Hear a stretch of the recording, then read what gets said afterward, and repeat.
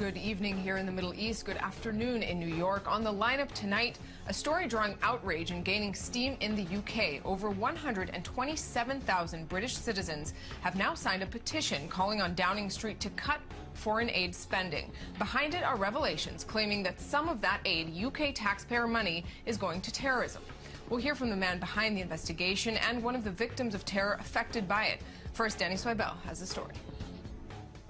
They were crimes that sent shockwaves throughout the world. Now, London's Mail on Sunday has revealed the perpetrators have been unwittingly funded by UK taxpayer money. Amjad and Hakim Awad, responsible for the brutal murder of parents Ehud and Ruth Fogel and 3 of their children in their West Bank home in 2011. Abdullah Barghouti, a leading commander and chief bomb maker in Hamas's armed wing, currently receiving an estimated £106,000 of British aid money, while serving 67 life sentences in prison for the deaths of 66 Israelis in a series of terror attacks. According to the Mail, several thousand Palestinian terrorists are among those benefiting from cash handouts taken from £72 million of aid money allocated to the Palestinian Authority. The British public is outraged by these findings, with almost 120,000 people signing a petition requiring a response from the government and a consideration by the Parliament to put the issue of the government's required spending of 0.7% of foreign aid, or £12 billion, up for debate. The total amount is set to rise to £16 billion by 2020. And the British government responded to i24 News with this statement. This allegation is simply incorrect. They write, no UK aid is used for payments to Palestinian prisoners or their families. Only named civil servants from a pre-approved EU list are eligible, and the vetting process ensures our funds don't benefit terrorist groups. They go on to write, EU financial assistance is linked to the same vetting process. Our funds are also subject to independent auditing. And the statement does go on to say the fund is administered via the World Bank and is meant to maintain stability in the Palestinian Authority. We've also reached out to the Palestinian Authority itself for comment, but have not yet received a response. Joining us now from London, contributing editor to the Mail on Sunday and the man who led the investigation on this, Birrell. Ian, good evening. Good evening. So I want to just ask you first, in your reporting, how did you end up establishing these links between taxpayer money ending up in the hands of terrorists, allegedly? Well, there have been issues before raised in places like Holland and in the European Union over payments to prisoners. And under the Palestinian system, anyone convicted for what they see as resisting the occupation gets payments under a scheme whereby the longer sentence you serve, the more money you get. Now, of course, some of those people are some of the worst killers around. Others are doing quite mild acts of resistance. But they do include some suicide bomb people behind that. They include some of the people who have committed the worst terrorist atrocities. Now, 2 years ago, it was said that the PLO was going to take over the payments to prisoners, which, incidentally, the Palestinian Authority don't deny. They say very clearly that it's not a crime in their eyes to be fighting occupation, and they see these people as heroes who deserve these sums of money. And I should add, they're quite considerable sums. In one case, one guy who's got serving 67 life sentences is estimated to have got more than £100,000. So in terms of vetting, in the UK response to us on this story, they do mention a vetting process. Did you find that that process exists but is just not working? No, I think it's more complicated than that. Certainly they are paying salaries of civil servants who, it should be added, haven't worked for 9 years because of the Hamas-Fatah divisions. So Britain is actually paying people not to work. Thousands of them, many of whom have got second jobs, which is a pretty ridiculous use of aid in the first place. But equally, there's this core issue of fungibility within aid, whereby if you pay money to a state which isn't perhaps the most responsible state, it allows other things, such as more money to go on corruption or conflict. And clearly, if Britain is paying for salaries for a government which is fairly cash-strapped, that allows money to go elsewhere. But it goes beyond that, because also I spoke to people who, families of people convicted of shooting at Israelis, who said they were getting money from the Palestinian Authority and from the PLO, where there's also clear evidence from the Palestinian Authority itself from its own documentation that they still fund this money, which was supposed to have been stopped. So the British government hasn't even done the basic checks to see whether the Palestinian Authority or the PLO is still funding these prisoners. Ian, from your investigation, how long does it seem that this has been going on? Oh, it's been going on for years. It's been going on a very long time. The Palestinian Authority are quite open about it, and I spoke to lots of people who are receiving these payments. There's no doubt about the payments. There's the issue as to how competent the West is in ensuring that their money doesn't go to these people, and the whole issue of the fact that if you put money into an organization which is spending money in other ways, that allows it, if you're funding their public services, that allows it to spend money in other ways, which is what's happening here. But also, of course, we fund things like schools and education, which are having sports events named after people convicted of terrorism. We fund the Olympic Authority, despite the fact that the chairman has hailed people involved in recent acts of terrorism as heroic figures. It goes much beyond that. And I think this is why it's causing such outrage in Britain at a time when there is an issue with jihadi terrorism in Europe. Ian Birrell of the Mail on Sunday, thanks very much for your time this evening. And we continue with this story. On December 18th, my guest, Kay Wilson, was stabbed in an attack in Jerusalem that also left her friend, Christine Lukin, dead. Out of this investigation, she also knows her attackers are being unwittingly funded, allegedly by UK taxpayers. Kay, good evening. Thanks very much for joining us. Privilege. Before anything else, before the investigation, tell me about your story, what happened to you in mid-December. First of all, I want to thank the Daily Mail for this very, very important article. As a British-born Israeli tour guide, I was taking my American Christian friend for a hike on a Shabbat, a Sabbath.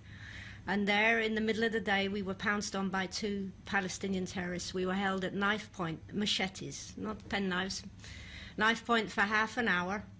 And in the beginning, I'm pretending I'm a tourist, I'm pretending I'm a Christian, and then they find my Israeli ID and my Star of David. And the game's up, and after half an hour, they tie us with my shoelaces, they tie my hands behind my back, gag us with Christine's fleece. And they put me on my knees, and I hear the Islamic creed of faith, and my Christian friends scream Jesus. I say Shema Israel, and they start butchering. And the only chance I realized that I had was to sustain the pain, not move, and play dead. And I watched an innocent human being chopped up like a cucumber before my eyes.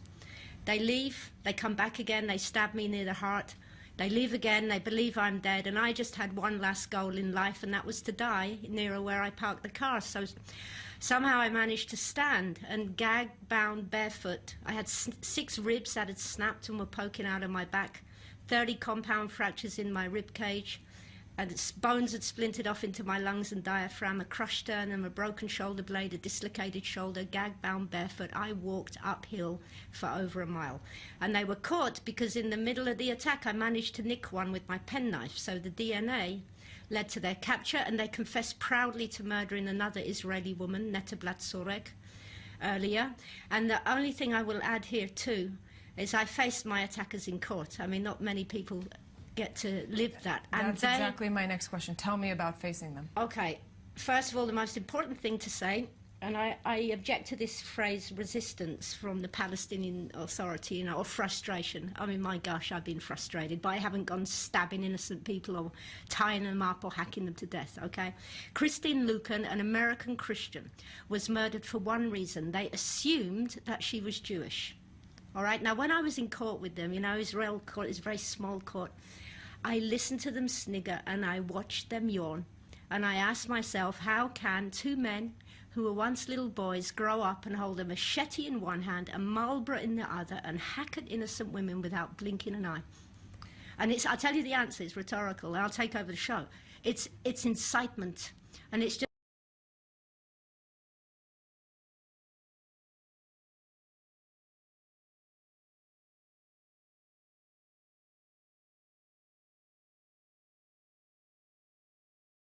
as Ian had said, excuse me, it's in every fabric of Palestinian society. It's in their educational, their curriculums, their summer camps, their music, even in their crossword puzzles. They are taught that Jewish people are pigs and monkeys and unworthy of life. Did you get a chance to speak to your attackers yourself? No, the only thing I said, I mean, there wasn't, it was like speaking to dead people in a way. I had nothing to say to them. Did you want to speak to them? Yeah, but I can't repeat what I wanted to say on live television at the time. But the only thing I did say was in Hebrew at the end, I said, Am Yisrael Chai. And I think that's always the best response to terror. People of Israel live. And I would like, obviously, to talk with anybody in the British press and get my story out. You've been aware of these allegations for some time, also before this investigation. What are you aware of in terms of the actual money going to your attackers or others, for that matter? I don't know the final sums. I have documents at home, but I've been guiding all day. But basically, I think Ian said, depending how many people they've actually murdered, or how long they sit in jail, their execution stipend is enlarged. So we're talking about a lot of money, because the terrorist who murdered Christine Lucan also murdered Netta Blatsorek. So, right. Kay Wilson, thank you very, very much. Thank you for letting me get my story out. And we want to continue with this now with our contributor in London, Jonathan Sacerdoti. Jonathan, good evening. Good evening. Good to be with you. So give us a bit of the numbers now. We're talking about the latest, the reaction, first of all, in the UK. We've seen the numbers of over 127,000 on the petition. Is this making real waves beyond the petition? Well, having just checked those numbers, they're now up to 128,536.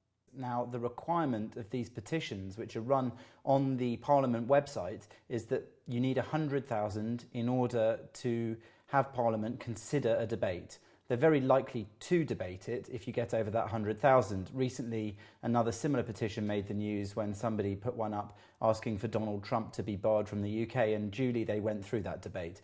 Now, that's a good example because it shows that effectively they don't necessarily have any concrete effect or difference in regards to policy. But on this, if you look at the map of where people have been signing the petition as well, which is another function of the site, you can see that actually people from constituencies all over England and quite a few within Wales and Scotland have been signing in a pretty even spread, which means that this is not necessarily an issue that's of interest only to areas with some sort of vested interest in Israel, let's say, where there might be high concentrations of Jewish population.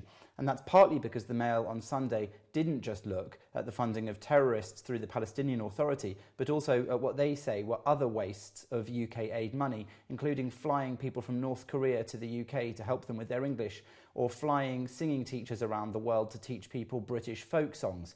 How soon, if at all, could we see a Parliament vote, and what can we expect from a vote like that? What kind of change can we expect? Well, that vote could, rather than a vote, that debate could come soon in Parliament. But of course, there are 6 other petitions on the website. There's a sort of queuing system which have reached their 100,000 before it. So there is some leeway to rearrange the order, of course, depending on how much they think this is a pressing issue. But this is not the only issue that's being petitioned about on the website. There are petitions all the time for this. But it is one that gathered a lot of support. In just 12 hours, it went over its 100,000 mark. Jonathan Sacerdoti, thanks very much for this. From London, we'll, of course, continue to follow this story. Thanks very much.